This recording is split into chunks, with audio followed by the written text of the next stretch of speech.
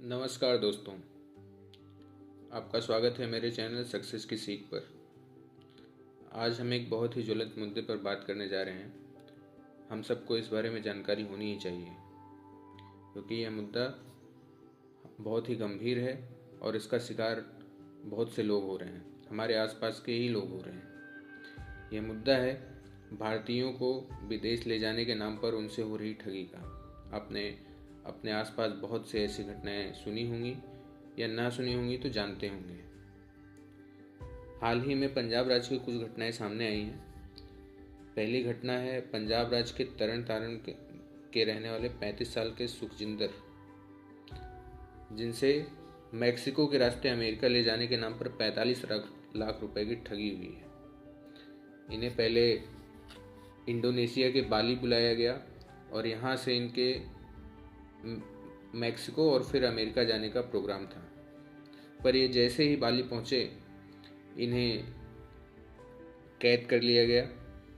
इन्हें 23 दिन तक कैद रखा गया और फिर इन्हें 45 लाख रुपए चुकाने पड़े।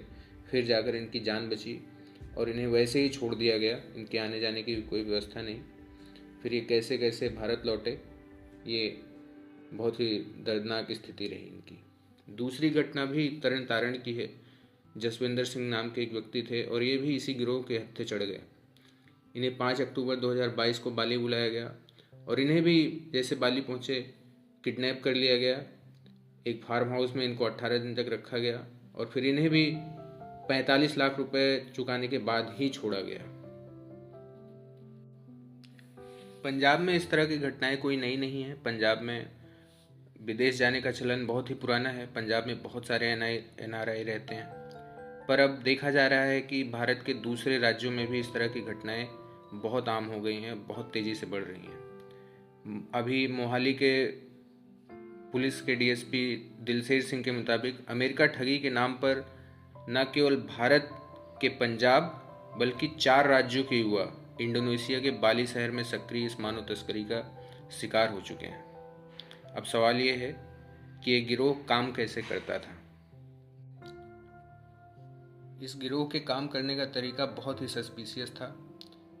आमतौर पर देखा जाता है कि जो भी एजेंट्स होते हैं उनके इश्तिहार होते हैं, उनका कोई दफ्तर होता है और उनका कोई ऑफलाइन मोड होता है जहां पर आप जाकर बातचीत कर सकते हैं। आपका वीज़ा कैसे लगेगा, आपका पासपोर्ट का क्या सिस्टम है, बताने के लिए वहाँ एक ऑफलाइन ऑफिस होता है।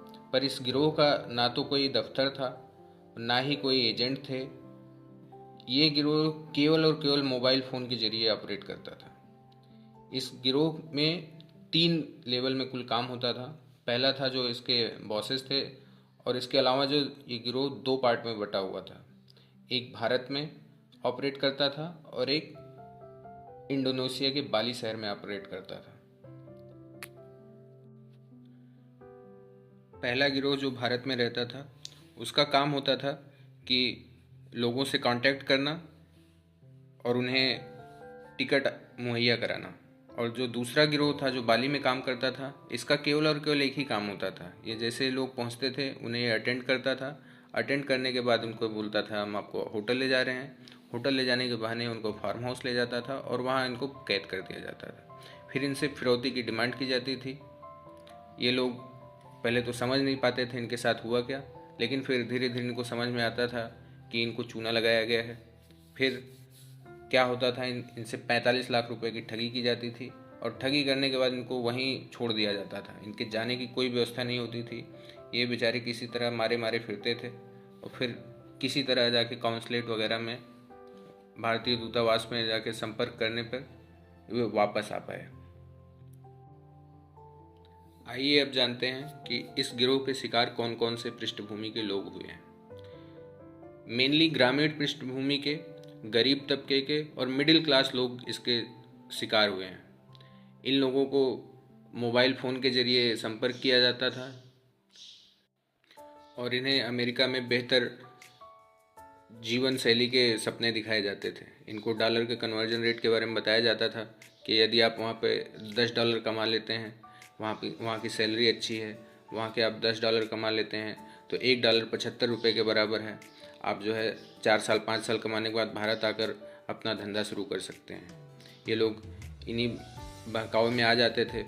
फिर क्या होता था, इसके बाद इन्हें तुरंत पैसे देने की ज़रूरत नहीं होती थी। ये गिरोह इतना शातिर था कि ये उनको टिकट थमा देता था बाली की। जब आपके पास टिकट आ जाता है और आपने पैसे भी नहीं दिए हैं, फिर जो है आपका भरोसा बढ़ जाता है एजेंट के ऊपर, कंपनी के ऊपर, कि ये लोग तो बहुत अच्छे लोग हैं, ज़रूर ये कोई फ्रॉड नहीं है, ये कोई अच्छे लोग हैं और ज़रूर समाज की सेवा कर रहे हैं।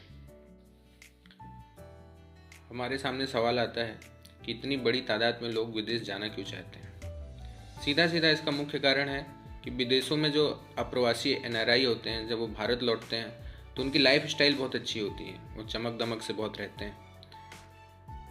इसके कुछ और कारण है, राज्यों में व्याप्त नशाखोरी, बेरोजगारी, गैंगस्टरों की गतिविधियाँ या कानून का ढीलापन, और एक और सबसे बड़ा कारण है कि निवेश में कमी। जैसे पंजाब जैसे राज्य में निवेश की भारी कमी हो गई है। यहाँ पर ये राज्य अभी हालिया में भारत के सबसे कम निवेश पाने वाले राज्यों में भी आ गया है। बेरोजगारी यहाँ पर बहुत ही चरम सीमा पर आ गई है, लगभग 7.5% की बेरोजगारी है। और ऐसे में आप देखते हैं कि लोग कनाडा से आ रहे हैं, विदेशों से आ रहे हैं, अमेरिका से आ रहे हैं और उनकी लाइफ स्टाइल बहुत अच्छी है, वो आते ही गाड़ियों में घूम रहे हैं। फिर आपका भी जाने का मन करता है। फिर आप देखते हैं कि वो लोग इतने पढ़े लिखे भी नहीं हैं। फिर आपकी इच्छाएं बढ़ जाती हैं कि ये लोग नहीं पढ़े लिखे हैं, मैं भी जाकर कुछ कर लूँगा और वापस आकर अपने यहाँ पे नया धंधा खोल लूँगा। पर ऐसा हो नहीं पाता दोस्तों, लोग फंस जाते हैं। पढ़े लिखे लोगों के लिए विदेश जाने का सबसे अच्छा तरीका आईलेट्स एग्ज़ाम होता है। ये एग्ज़ाम पास करके आपको विदेशी कंपनियां नौकरी देती हैं, वो आपके लिए वीज़ा की व्यवस्था करती हैं, तो आप जा सकते हैं। ये तो एक बहुत ही कॉमन सा रास्ता हुआ, लेकिन ये पढ़े लिखे लोगों के लिए होता है। जो कम पढ़े लिखे लोग हैं उनको वहाँ का वर्क परमिट तो रहता नहीं है, तो वर्क परमिट नहीं रहता तो वो लोग वहाँ वीज़ा नहीं देते। तो इसके लिए यहाँ गैर कानूनी तरीके लोगों को अपनाने पड़ते हैं। ये लोग बताते हैं कि आप एक बार बस अमेरिका पहुँच जाइए, वहाँ आपको कुछ ना कुछ काम मिल ही जाएगा। शुरुआत में थोड़ी सैलरी कम होगी वहाँ के हिसाब से, लेकिन यहाँ के हिसाब से अच्छी होगी। लोग इसी बहकावे में आ जाते हैं और उनके साथ धोखा हो जाता है। आइए अब हम जानते हैं कि विदेश जाने के लिए कानून क्या कहता है। जैसे पंजाब में अप्रवैध या अवैध मानव तस्करी के लिए पंजाब ट्रेवल्स प्रोफेशनल एक्ट 2014 बनाया गया था। पंजाब गवर्नमेंट ने 239 इमिग्रेशन सलाहकारों और 129 आईलेट्स सेंटरों को लाइसेंस रद्द कर दिए हैं। इन पर धोखाधड़ी के आरोप थे और इनके लाइसेंस रद्द किए गए हैं। पर क्या होता है, कानूनी प्रक्रिया बहुत लंबी व जटिल होती है।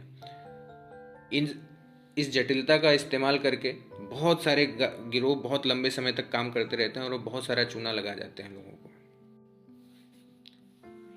एक आंकड़े के अनुसार अमेरिका जाने के लिए जो अवैध रूप से अमेरिका में घुसने की कोशिश कर रहे थे वाया मैक्सिको बॉर्डर, उनको अमेरिका के कस्टम एंड बॉर्डर पेट्रोलिंग विभाग के अनुसार सन 2020 में 19,883 लगभग 20,000 लोगों को गिरफ्तार किया गया। सन 2021 में 30,662 लगभग 31,000 लोगों को गिरफ्तार किया गया और 2022 में ये आंकड़ा जस्ट डबल से बढ़ गया, लगभग 64,000 लोगों को गिरफ्तार किया गया। दिनों दिन ये आंकड़ा बढ़ रहा है। ये दिखाता है कि दिनों दिन इस तरह की तस्करी, धोखाधड़ी बढ़ रही है और इसका मुख्य कारण केवल और केवल बेरोजगारी है, निवेश की कमी है। अगर भारत में रोजगार होता तो लोग बाहर न जाते। सरकार को इस मुद्दे पर ध्यान देना चाहिए। दोस्तों, इस तरह की घटनाएं आजकल बहुत आम हो गई हैं। हमारे आसपास भी हम लोग देख सकते हैं कि बहुत सारे लोग विदेश जाने की तलाश में हैं। उनको बताया गया कि आप सऊदीया चले जाइए, दुबई चले जाइए। फिर वो देखते हैं कि हम देखते हैं कि क्या होता है कि वो लोग 3 साल 4 साल वापस नहीं आ पाते। उनका वीज़ा जब्त कर लिया जाता है। जाते ही उनको एक कैटल टाइप की व्यवस्था होती है, जैसे गांव में दड़बे में लोग रहते हैं, उसी तरह की वहाँ व्यवस्था होती है। एक के ऊपर एक लोग ठसे होते हैं। सिचुएशन बहुत ख़राब होती है। इसलिए जिम्मेदार और जागरूक नागरिक होने के नाते जब भी कोई हमें बाहर जाता हुआ दिखे या आपको भी लगे कि इसके साथ धोखाधड़ी हो रही है या इसको किसी ने झांसे में लिया है या आपको पता चले कि ये विदेश जा रहा है, तो ज़रूर उससे एक बार आप बात करें और बोले कि आप अपने ट्रैवल एजेंट का, आपकी जो एजेंसी है उसके बारे में आप पहले जानकारी इकट्ठा कीजिए, पहले उसके बारे में उसका बायोडाटा देख लीजिए और इस तरह के तमाम उदाहरणों के साथ आप उसको बताइए कि इस तरह की घटनाएं हुई हैं, ताकि लोगों के साथ बुरा होने से बचाया जा सके। जय हिंद, जय भारत। यदि आपको कंटेंट पसंद आया हो तो सब्सक्राइब कीजिए, लाइक कीजिए। आपका एक सब्सक्रिप्शन बहुत मोटिवेट करता है। Thank you.